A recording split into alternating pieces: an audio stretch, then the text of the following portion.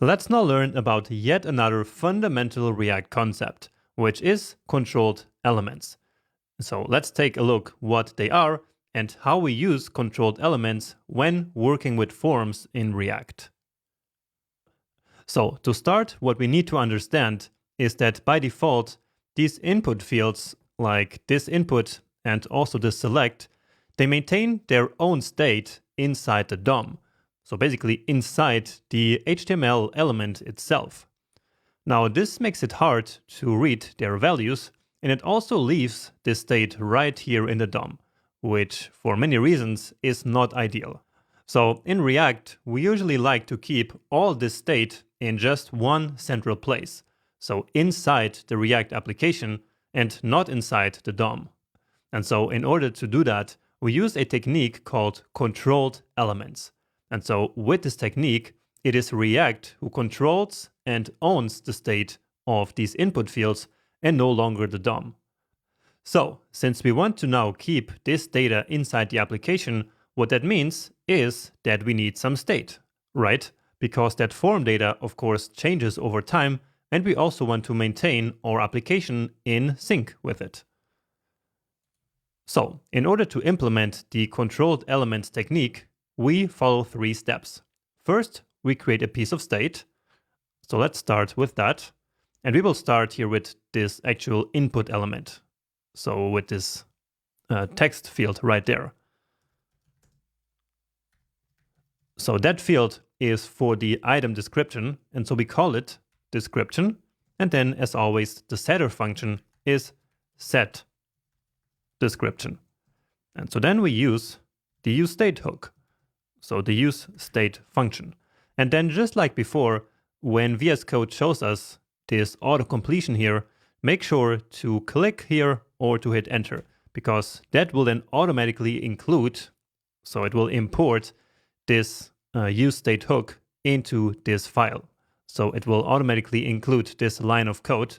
And then for some reason that didn't work in your VS Code, then make sure to just write this out by hand. Now the default value for this description can just be an empty string like this. And so now we finished the first step of this technique. So we have our piece of state, and now we use that state as a value of the input field. So we come down here to the input that we want React to control, and then we specify the value, which again is just a normal HTML field. All right. So even in HTML, you can use value and then set it to something. So we could also do just this. All right. But now we don't want that, but instead we want our description. Give it a save, and there we go. Let's just reload to get rid of this. Yeah, here we get another warning, and it's already telling us the third step that we need to take. But for now, let's just see what happens if, for example, here we write now test. So you see now our input field has the value of our state. Okay, and now for the final step, we of course now need to somehow connect this state with the value that we are actually going to type there. Right, because now the state will simply always stay empty, even if we type something here. So React is now controlling this element and always sets it to the description. But the description right now always stays at this empty string. And so no matter what we do, right now we cannot change this. So what we need to do is to also, on the same element, listen for the change event. So that's using the onChange prop. And then here, let's just define an inline function. And this function receives the event that was fired off. So in this case, the change event. And then here, let's just type the code, and I will explain what actually is happening here. So set description e.target.value. All right, and now if we type here, first let's reload again. Now that we type here, it works. And to make this even more visual, let's come back here to our DevTools, and then here in the form, we need even more space. So you see that we have our state of test. And if we write here, then notice how that state down there is updating. So we can write anything, and then basically it will get synchronized with this state that we have in our application. And so now it is in fact React that owns the state and that is controlling the state. But now back here to this line of code. So basically, whenever we type something in this field, the change event is fired off. And we can react to that event here with this onChange event handler. And so here we pass in the function, and the function, as always, receives the event. And then on the event, we read target, and e.target is basically this entire element, and then this element dot value is exactly the text that we wrote. And just to make this a bit more visual, because I know that this can be a bit tricky to understand, so I want to make sure that you get it. So let's log to the console also this e.target, maybe.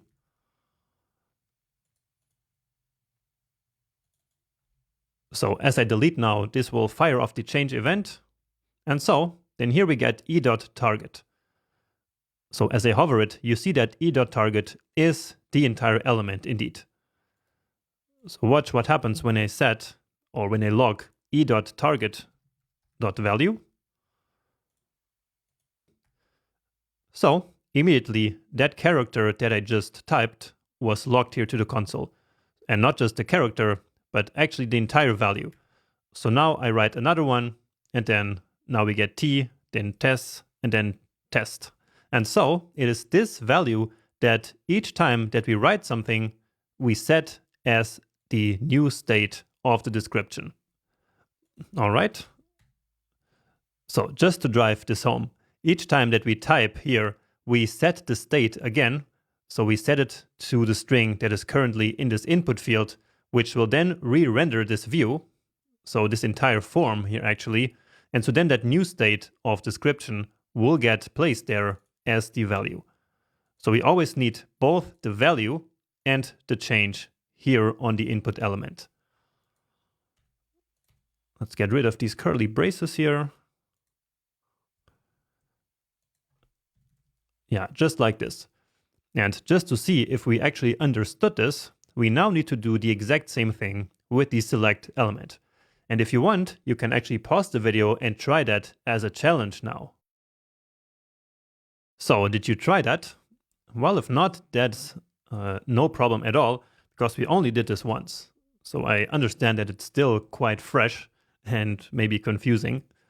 But anyway, we now also need to control this select input element right here. So that's going to be the quantity. So let's call that state quantity, and the setter function is set quantity. And then again, use state, and here the default value we want it to be 1. Let's just say 5 for now, just so we see the effect in the UI. Okay, so that's the first step. Now the second step is to then define the value. And so in this moment, React then starts controlling this element. So value of quantity, well, what was that?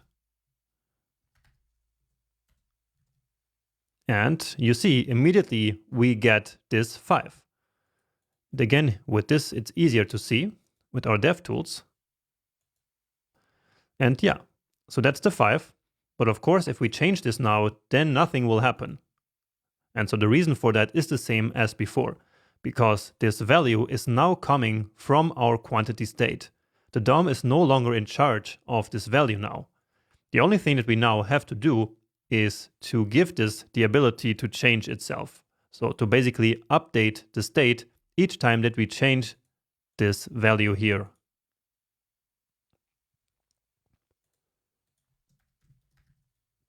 So that's again using the onChange handler. And this function gets the current event. And here we now do the exact same thing. So we set quantity based on e.target.value. And by the way, this value is coming directly from the option. So right from here. So that's why we need to set the value here inside of each option. Just to make sure, let's give it a save. And there we go. So you see, it changed here, and it also changed here. Maybe you cannot really see this as it's right at the bottom, but yeah, here is the 10. Now what we can see immediately is that this is a string. While in the beginning, when we first load the app, let's try that, we get the 5, but without the quotes. So now this is actually not a string, it's still a number, and that's because we set the default here as a number. But then as soon as we change this, for example, to something, then here we get this string. And so the reason for that is that here e.target.value is always a string. So before we place this value into the state, let's first convert it to a number. And we can do that in a few different ways. We can use the trick of using a plus, or we can be a bit more explicit. For example, using the number function. So I prefer to doing it like this, which makes the code a bit more readable. So give it a save. And now, let's see. Yeah, now we get a number. And of course, still, when we write here, that will also update the state down here. And this was actually an excellent demo to show you how useful really these dev tools are, because they allowed us to immediately spot that we didn't have a number here, but a string. And so with this, we prevented a potential bug in our code. Great. So hopefully you got that. So you understood exactly how that works. So just to quickly recap, the technique of controlled elements basically consists of 3 steps. So we define a piece of state, like this description here. Then we use that piece of state on the element that we want to control. So we basically force the element to always take the value of this state variable. And then finally, of course, we need to update that state variable. And we do so here with the onChange handler, where we then set the description to the current value of that input field. And so with this, it is now this component, so basically it's React, who is in charge of the state and really of the entire element. And so that's the reason why this technique is called controlled element. Great, so that should be clear now. And so let's now go ahead and just quickly use these values here. For example, we can create a new item object. So with description, quantity, also we have the packed state in each of these items. And by default, of course, the items should not be packed. So let's set it to false here. And then we also need an ID. Now we could use some library here to generate that ID, but let's do it quick and dirty here just with date.now. So that should just work here in this case. And then for now, we will just log it to the console. All right, let's go to our console, reload all of this. And actually, let's also set it to 1, which is the default that makes most sense. So let's say that we need 10 shirts. So hit enter and beautiful. So we got our data here from the state and it contains the description. It contains the quantity right here. And then these other data that we just defined. So some random ID and also this packed state set to false. So with this, we learned how we get now this data out of the form. Now just to finish, let's tweak our handle submit function a little bit. For example, when this happens, so when we submit the form without any item, then still this works. But the description is simply set to an empty string, which is our default here. However, we don't want this to happen.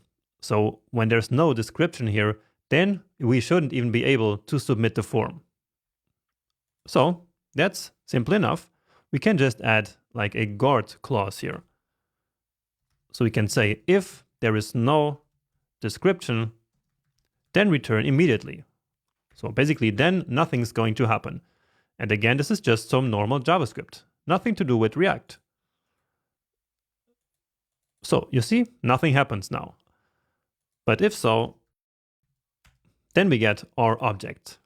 And now finally, usually when we submit a form, then afterwards, once that submission is done, the form should go back to its initial state. So let's also do that. And for that, we can simply use our setter functions, right? And so that's the beauty of React being in charge of the form, because now all we have to do is to update the state, and then this enables React to automatically keep this state in sync with these form elements. So basically, that's the whole idea of the controlled elements. It's to allow React to keep our component state in sync with the state of these DOM form elements. But anyway, let's now do what I just said. So setting the description back to its initial state and set the quantity also back to its initial state.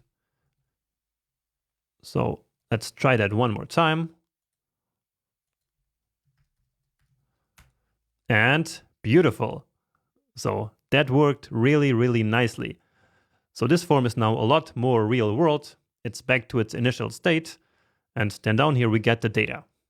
But now what do we do with this data?